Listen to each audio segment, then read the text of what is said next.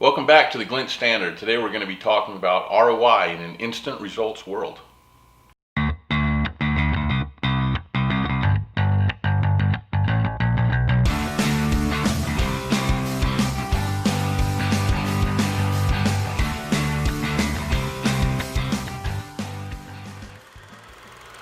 So, ROI, great terminology. I remember when I was younger, I didn't know what it meant.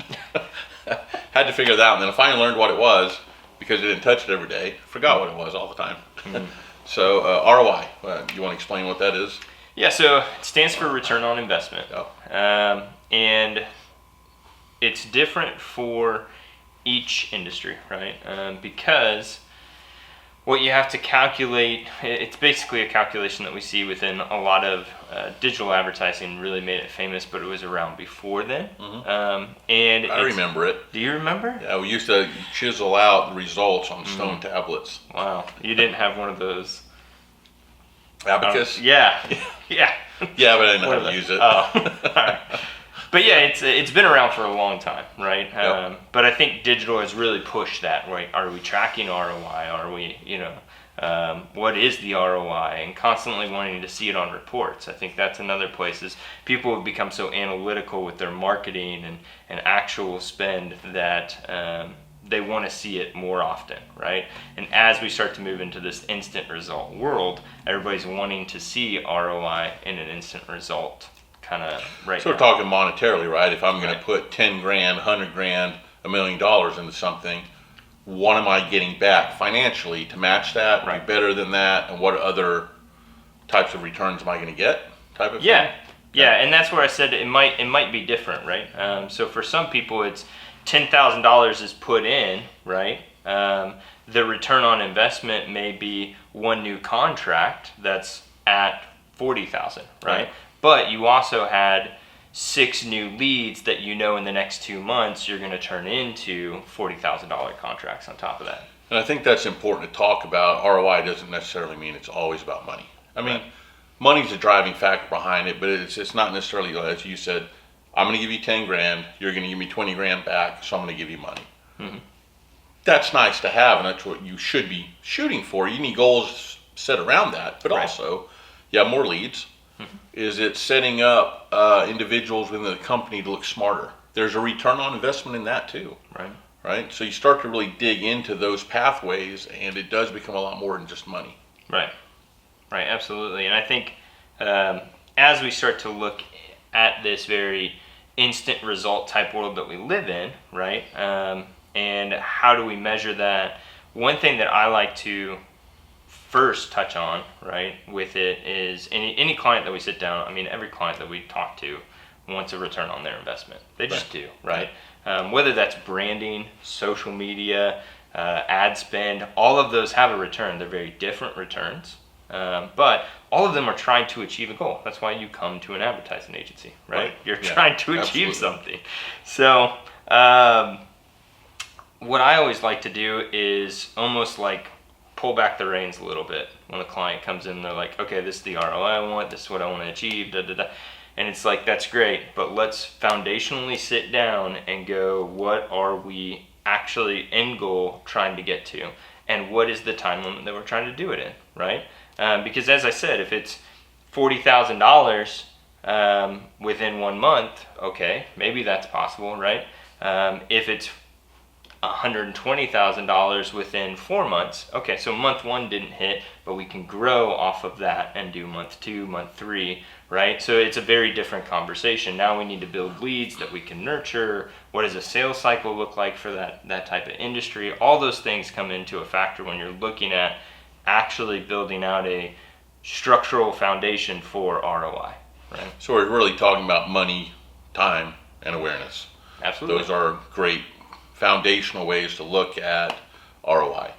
Hopefully all are happening. If not, one should be bigger than the others, possibly, depending on what it is. An example of that might be take it out of the business world completely, right? We're going to go to a music festival. I'm going to put time in there, right? While I'm there, am I going to wear a crazy hat? Because I want awareness, right? I don't feel, hey, that's that guy I see every year with the crazy hat. So I'm getting awareness out of it, right? But I'm also investing my time, and what I want to get out of that is entertainment, relaxation, something to talk about later. There's a return on that investment in that regard as well. Absolutely. Yeah, and as you said, right, those three categories where you're looking at money, time, and really the awareness, isn't that what you said? Okay, so awareness. Those do factor into every single calculation that you should be making around ROI. I think the challenge that you often face is misalignment of expectations, right? Instant results world. Yeah, right. Absolutely, and especially now when you have such sophisticated tools, even like Google's Data Studio report, right, which tells you in real time what's happening on your website and can make these bigger mathematical equations down to just one number, right? And it's like you've gotten 46 leads in the last minute and you've made this much money, and it's like, that's great, that's wonderful, right? And in an instant result world, it exists. But if you don't first off set the expectation of, is that realistic, can we actually achieve it, and set the foundation of making sure that's able to be tracked. Is this number correct? Is it real dollars because right. you're selling widgets, or is it a value? Right. The value of the time people have spent on results in $200 an hour or a minute, or however right. you want to do that, right? It's important to put parameters around that piece of it. Right. So that's where I would always start whenever we're having a conversation about ROI is setting up that expectation. Is it realistic? Is it not? What should be the expectation if it's not realistic, right? What is achievable? So in an instant results world, though, even if you educate and set expectations, once you put that parameter out there, everybody's going, what happened today? What happened this week? And a lot of things we do, especially brand awareness, things like that, they take time. So how do you mitigate those challenges early on with the instant results world? Going, there is instant results. You're just not going to realize that until 6 months from now, right. 12 months from now, type of thing. Right. Great example is SEO. Right. A lot of people think if I do on-page SEO, yeah, I'm going to immediately jump to page 1 on Google. Yeah. And the reality of that is that's not true at all. Well, page 1's not important either, really, honestly, unless it's page 1 for the right audience, right? Right. The right keyword, right audience, right time as well. Yeah. Really, really important, right? And so we're talking about return on investment now on the agency side, about we are investing time into doing this to get this type of result, where it's get you on page 1 for the right audience versus just get you on page 1. There's an investment there that we have to make based on the value of what the client's going to pay us back. Right. So now it's worth us to spend that time because we're getting paid to do that. We have to show that value. So there's a return on investment with your time with your employees as well. Yeah, absolutely. I mean, it pretty much hits every aspect of everything we do. Relationships, you have an investment in that, right? And sometimes they work out, sometimes they don't, but it's still a return on investment. If I'm going to do this, donate money, put my time in, whatever that is, create these things to give to somebody else, what kind of return do I want? Sometimes the answer is none. I don't want any. Right. Yeah, and it's, I would say, going back to one of your points of really analyzing that and setting those expectations, and how do we do that in an instant result world? I think it's communication, right? For sure, where it's communicating up front, right? And I think that's maybe a struggle with a lot of digital agencies, is because they have the tools and they have the mechanics and they have everything to be able to provide you an instant result, right? But unless they're communicating up front and not just trying to churn out a bunch of campaigns to hopefully reach that goal, right? And instead sitting down with the client, having a relationship with the client, and that's always good. Yeah, right. When we're talking to clients about SEO, and we go, look, realistically, you're not going to see an uptick on even some of the most important keywords for your website for 3 to 6 months. I mean, that's just how it is, and that's depending if it's done correctly, because once that's done, it's a little more established at that point. It is, yeah, and I think that's the hard part is a lot of times you're stepping into a situation where it may not have been done right all the time, or you're stepping into a situation where it's never been done at all, right? Yeah, that's where most of the challenges come from, I think. Yeah. And so having that conversation. Now, if you're already doing SEO and you want to improve on that SEO or take some additional aspects, or you don't feel like it's really hitting the mark on certain keywords that you feel are ideal for your audience, then yeah, that could take a month to turn around, right? Yeah, and getting away from SEO a little bit and just return on investment in anything, right? It's, I think, something you have to remember is to be patient. When you want things instantaneously, and that's the world we're in now. That almost becomes a norm. Now, if you do one-off tactics, one-off things, small things, you can get an instant result for that.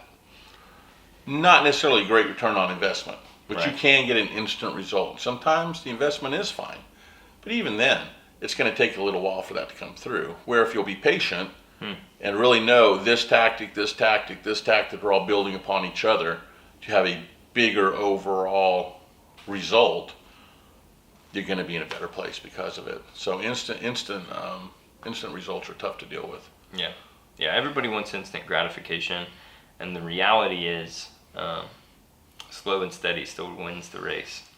It tends to. Yeah, it definitely tends to. And if you're doing instant results every day, if you're doing great for 5 days, then you're not for 5 days, you're right back where you started for it. And you hit 2 or 3 more days of no, you're out.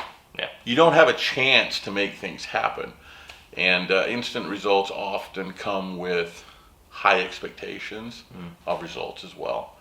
And you have to look long term a lot of times, even short term, versus instantly to really see the value of what's going on, right? I guess the let's follow that up with really, why is it useful? Yeah, I think it's very useful. Look, I mean, to keep it extremely basic, if you're an e-commerce type business and you are selling widgets, ROI is one of the best metrics to look at, right? What am I really putting into it and what am I getting out of it, right? It is your financial heartbeat. Right. And you can look at it and go, is this company really being successful or not? That's good in the e-com world. In a not e-com world, right? And even in our business, right? More the service side. As you start to dive into it, I think it's, if you've set up the foundation and you have realistic expectations of what you're trying to achieve, and maybe that's 6 leads a month, right? Did you hit it? Is it a calculation, and is it a benchmark that you can actually hit? And if you are, great. And if you're not, it's like a red flag. And it helps you start to identify, going reverse engineering that pathway, figure out what's going on with your business and why you're not achieving what you're set out to do. Yeah, and I think, take it away from that a little bit. I think ROI in general just gives you purpose.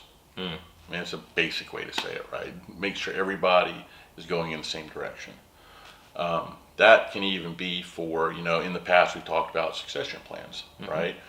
That means your return on investment comes 10, 15 years later. So every decision you make today and how you drive is around that, because you want that return on investment. It's not necessarily about money at that point. Right. It could be, but it could be, the whole purpose could be, don't let the agency die on the vine type of thing, right? Speaking in terms of what we know really well, right? But I think it's important not to forget that return on investment it can be applied almost anywhere. Right. And that's what you want to do. And if it helps make every conversation, every decision a little more purposeful. So. Yeah. Well, thank you guys. We'd love to hear from you. Let us know what ROIs you guys are tracking, how you're tracking those. I know we got really deep, so if you have any questions about any of the platforms or any of the things that we discussed, we'd love to go more in depth. Email us at agency@theglintstandard.com, and we will respond back to you. Thank you, and hope to see you guys again. Thanks.